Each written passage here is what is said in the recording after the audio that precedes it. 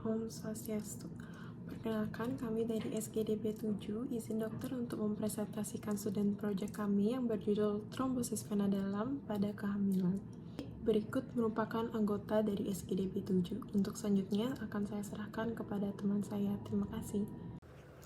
Perkenalkan, nama saya Bening Kinan Kalisa dengan NIM terakhir 152. Di sini saya akan menjelaskan mengenai latar belakang dari deep venous thrombosis pada ibu hamil. Jadi, kehamilan merupakan masa penting yang memerlukan perhatian khusus terhadap kesehatan ibu.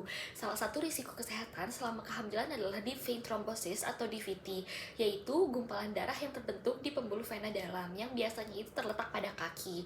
DVT ini bisa terjadi tanpa gejala atau yang disebut silent DVT atau dengan gejala yang ringan, sehingga sering tidak disadari, di mana 30% kasus emboli paru pada ibu hamil berasal dari silent DVT atau DVT yang tidak bergejala. Lalu DVT lebih sering terjadi dan lebih sulit didiagnosis pada ibu hamil dibandingkan wanita tidak hamil. Faktor utama penyebab DVT saat hamil adalah triad Virchow, yaitu ada stasis vena, kerusakan endotel pembuluh darah, dan juga hiperkoagulabilitas. Selanjutnya, faktor risiko DVT saat hamil yaitu ada beberapa macam, dari usia ibu, obesitas, riwayat keluarga dengan gangguan pembekuan darah, kelainan pembekuan darah atau trombofilia, lalu juga ada riwayat trombosis sebelumnya, lalu sindrom antifosfolipid, lupus, penyakit jantung, dan juga anemia sel sabit. Mungkin sekian dari saya, dilanjutkan oleh teman saya. Terima kasih. Sebelumnya perkenalkan, saya Angelika Fortunangawan dengan 3 digit NIM 092. Jadi pada student project kali ini kami akan membahas bagaimana anatomi, histologi, dan fisiologi dari sirkulasi vena. Kemudian kami juga akan membahas gambaran umum trombosis vena. Lalu kami juga akan spesifik membahas trombosis vena pada kehamilan, mulai dari epidemiologi, faktor risiko, patofisiologi, presentasi klinis, penanganan, pencegahan, komplikasi, hingga prognosisnya. Nah, untuk manfaat dan tujuannya secara garis besar adalah untuk memberikan pemahaman teoritis mengenai trombosis vena pada kehamilan, termasuk anatomi, fisiologi, dan aspek klinisnya. Secara praktis, kajian ini bisa meningkatkan kesadaran akan resiko dan penanganannya. Selain itu, dapat juga menjadi referensi untuk pendidikan dan penelitian di bidang terkait nantinya. Perkenalkan, saya Luh Elisa Cynthia Dewi dengan 3 digit NIM terakhir 223, dan pada kesempatan kali ini saya akan menjelaskan mengenai anatomi, fisiologi, dan juga histologi dari pembuluh darah vena. Nah, seperti yang kita tahu bahwa sistem pembuluh darah yang ada di tubuh kita itu dibagi menjadi pembuluh darah balik atau pembuluh darah vena dan juga pembuluh darah yang masuk atau arteri. Nah, untuk pembuluh darah vena sendiri itu dibagi lagi menjadi 2 kelompok besar. Yang pertama ada vena mayor dan juga vena minor. Untuk vena mayor itu dia merupakan sebuah percabangan utama dari sinus koroner yang kerjanya itu untuk mengalirkan darah ke miokardium luar seperti pembuluh darah miokardium subepikardial, vena atrium kanan juga kiri, sama vena septum ventricle kita, baik yang kiri maupun yang kanan.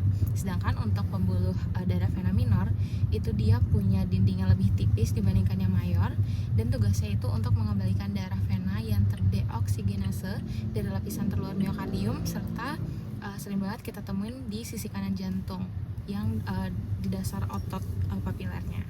Nah, untuk histologi dari pembuluh darah vena itu sebenarnya sama kayak arteri.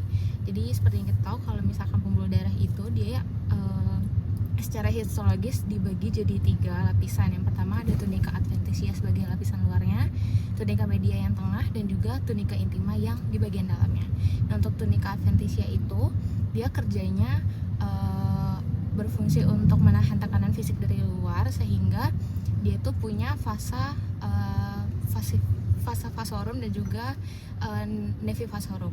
Sedangkan untuk tunica media dia tersusun atas banyak lapisan sel otot polos serta lamela elastis. Dan untuk tunica intima dia merupakan yang bagian paling dalam dan sangat berinteraksi langsung dengan isi lumen kita, serta dia itu disusun oleh satu lapisan sel endotel squamosa yang di setiap susunannya itu punya lapisan subendotel yang mengandung otot polos. Baik, selanjutnya saya akan lanjutkan mengenai fisiologi dari pembuluh darah vena pada kasus DVT di ibu hamil. Jadi untuk aliran darah sendiri seperti yang kita tahu, dia kan kalau misalkan ke pembuluh darah vena itu dipengaruhi oleh kontraksi otot rangka, terus tekanan hidrostatik, dan juga pernafasan.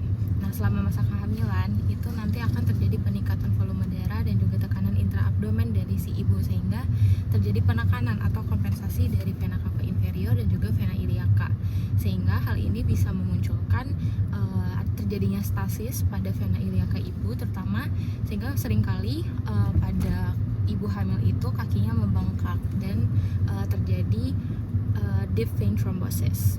Selain itu, terjadi juga perubahan hormonal seperti yang kita tahu di ibu hamil, seperti misalnya peningkatan kadar progesteron yang juga terjadi sehingga nanti dinding venanya itu akan mengalami relaksasi, dan dinding vena akan juga menyebabkan pelebaran pembuluh darah dari vena dan juga memperburuk dari kondisi stasisnya itu, sehingga ibu hamil rentan sekali untuk mengalami deep vein thrombosis. Mungkin sekian dari saya, terima kasih.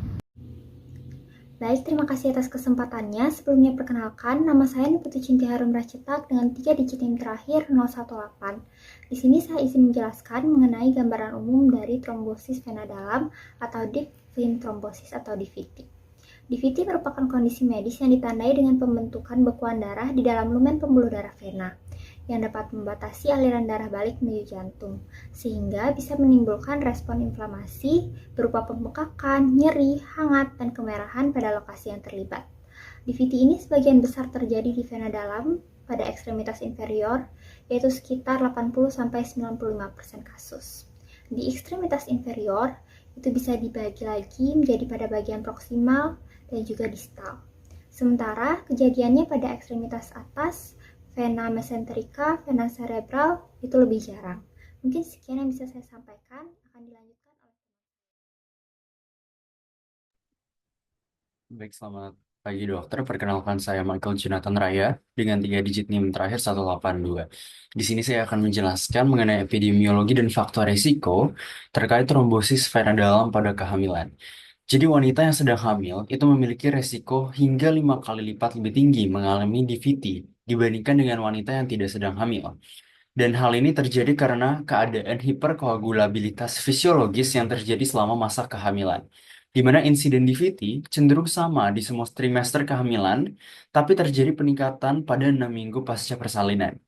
Komplikasi jangka panjang seperti post-thrombotic syndrome itu juga dapat terjadi. Faktor risikonya sendiri yang utama meliputi trombofilia, riwayat DVT sebelumnya, sindrom antifosfolipid, lupus, penyakit jantung, dan sickle cell anemia. Dan faktor lain seperti usia di atas 35 tahun, nuliparitas, kehamilan kembar, obesitas, imobilitas, diabetes gestasional, infeksi pasca persalinan, persalinan sesar, dan preeklamsia juga menjadi faktor-faktor risiko yang menyebabkan terjadinya DVT pada saat kehamilan. Mungkin sekian yang bisa saya berikan. Terima kasih. Perkenalkan, saya Gabriela dengan 3 digit NIM terakhir 081. Di sini saya akan presentasikan tentang stasis vena, yaitu bagian dari tres virchow yang merupakan mekanisme pembentukan trombosis pada patofisiologi trombosis vena dalam pada kehamilan. Jadi di sini peningkatan hormon estrogen, progesteron, dan relaksin akan menyebabkan vasodilatasasi sistemik dan peningkatan kapasitas vena. Di sini akan menyebabkan pelebaran pembuluh darah dan juga penurunan kecepatan aliran darah, dan pada akhirnya akan menyebabkan stasis darah pada sirkulasi vena. Obstruksi mekanis juga akan memperburuk penumpukan vena karena uterus gravid itu akan menekan vena iliaca dan mengurangi venous return. Dan juga kalau ditambah dengan imobilitas atau tidak adanya pergerakan yang berkepanjangan seperti tidur, duduk, atau berdiri dalam waktu yang lama akan meningkatkan resiko terjadinya trombosis. Sekian dari saya, terima kasih. Perkenalkan, saya Lena Angelin Daris dengan 3 digit NIM terakhir 141. Saya akan melanjutkan untuk membahas terkait patofisiologi trombosis vena dalam pada kehamilan yang terkait dengan cedera pada endotel. Seperti yang teman saya sudah jelaskan sebelumnya, berkurangnya aliran darah balik vena menyebabkan vena harus mengompensasi dengan cara melebarkan pembuluh darah. Peregangan vena, stasis vena, dan juga tekanan yang tinggi dapat menyebabkan cedera pada endotel. Selain itu, perubahan hormon pada ibu hamil juga dapat menyebabkan pelepasan hormon-hormon ataupun faktor-faktor proinflamasi sehingga tubuh berada dalam kondisi radang sehingga hal ini dapat menyebabkan disfungsi endotel dan meningkatkan permeabilitas dari pembuluh darah. Selain itu, cedera pada endotel ini juga dapat terjadi akibat adanya komplikasi-komplikasi lain berupa preeklampsia ataupun diabetes gestasional. Baik, izin melanjutkan. Sebelumnya, perkenalkan saya Putu Pranada Vidasagara dengan 3 digit NIM terakhir 059. Jadi, hiperkoagulabilitas pada kehamilan juga dapat mengarah kepada terjadinya trombosis vena dalam. Adapun kondisi ini dikaitkan dengan beberapa hal. Yang pertama, adanya peningkatan faktor koagulasi yang umum terjadi pada tubuh ibu, seperti faktor 1 atau fibrinogen, 2, 7, 8, 10, dan 12 yang meningkat sekitar 20-200%. Bahkan untuk kadar fibrinogen saja, ini bisa mencapai 600 mg per desiliter dari yang sebelumnya hanya 300 mg per desiliter. Selain itu, faktor von Willebrand, produksi sisa pemecahan trombin, dan plasminogen activator inhibitor tipe 1 dan 2 juga cenderung meningkat. Di sisi lain, terjadi penurunan antikoagulan protein S disertai dengan bertambahnya resistensi terhadap protein C teraktivasi. Adanya trauma pada endometrium akibat pemisahan plasenta dari dinding uterus juga berkontribusi dalam akselerasi kaskade koagulasi. Dan pada periode awal postpartum juga akan terjadi penurunan aktivitas fibrinolisis dan peningkatan stabilitas gumpalan darah yang bertujuan untuk membentuk trombus guna menghindari perdarahan pasca persalinan. Perkenalkan, saya Janice Geraldinson dengan 3 digit NIM terakhir 119, izin untuk melanjutkan presentasi kelompok ini. Jadi manifestasi klinis dari DVT itu akan menjadi cerminan dari lokasi serta perkembangan patofisiologi atau derajat inflamasi dari DVT. Nah, meskipun tidak ada acuan spesifik untuk mendiagnosis DVT, tanda dan gejalanya cukup khas untuk membantu mengidentifikasi keberadaan penyakit ini. Contohnya itu ada edema unilateral, nyeri pada ekstremitas bawah, nyeri tekan sepanjang jalur vena dalam paha, dan juga jika trombus menetap di vena superficial, gejala yang timbul itu akan menyerupai gejala varises atau trauma akibat kateter intravena. Sehingga kedua diagnosis tadi itu harus berhasil dieliminasi terlebih dahulu sebelum kita mendiagnosis pasiennya dengan DVT.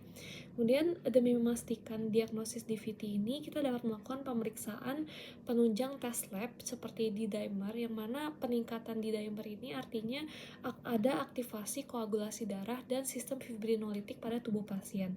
Selain itu ada juga evaluasi pencitraan seperti USG duplex, venografi kontras, venografi CT, MRI, dan masih banyak lagi.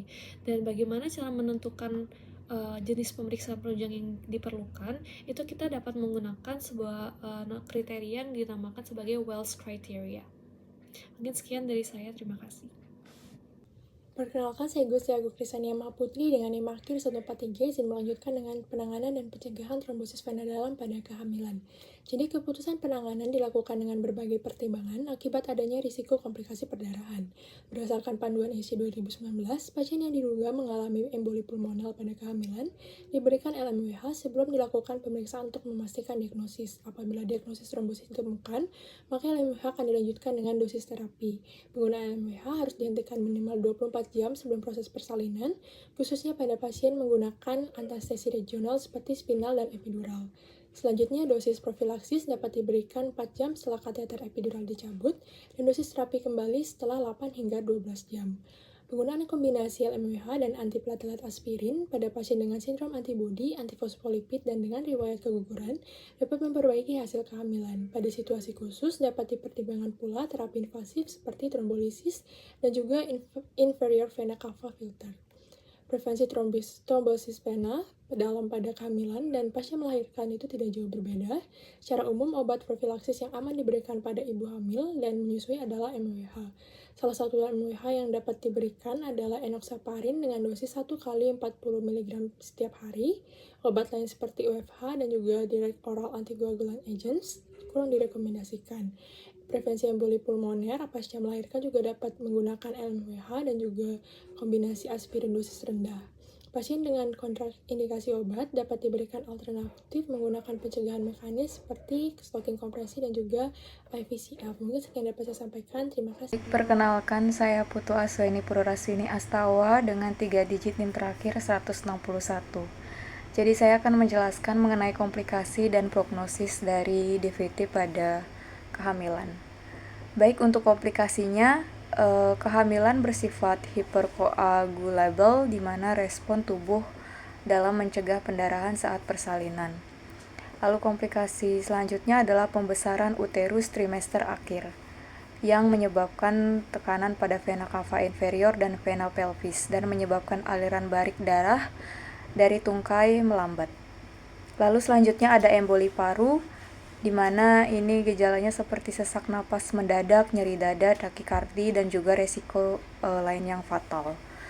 Lalu ada sindrom pasca trombotik atau PTS yang merupakan komplikasi jangka panjang dari DVT, yaitu di mana DVT ini merupakan kerusakan permanen katup vena. Lalu untuk prognosisnya sendiri akan ada resiko emboli paru yang fatal itu sekitar 30-50% yang termasuk tinggi, di mana 50% kasus berkembang jadi PTS dengan gejala yaitu kaki bengkak kronis, nyeri, luka, dan luka yang sulit sembuh. Lalu selanjutnya prognosisnya bisa kambuh di kehamilan berikutnya dan menurunkan kualitas hidup ibu hamil dan juga nifas. Mungkin sekian, terima kasih. Izin melanjutkan, sebelumnya perkenalkan saya Dewa Yu Angelika Utami dengan 3 digit akhir 098. Izin untuk membacakan kesimpulan dari student project kami. Deep vein thrombosis itu merupakan salah satu kondisi medis yang sering terjadi pada ibu hamil. Wanita yang sedang hamil itu memiliki resiko hingga 5 kali lipat lebih tinggi mengalami trombosis vena dalam dibandingkan dengan wanita yang tidak sedang hamil. Hal ini dapat terjadi karena ibu hamil itu memiliki beberapa faktor risiko yang dapat meningkatkan terjadinya DVT. Untuk itu, penting bagi ibu hamil untuk melakukan pencegahan dan mengontrol faktor risiko DVT. Mungkin sekian dari saya, terima kasih. Baik dokter, mungkin sekian yang dapat kami sampaikan. Mungkin mohon maaf bila ada salah kata dan juga perbuatan, kami ucapkan terima kasih. Om Santi Santi Santi.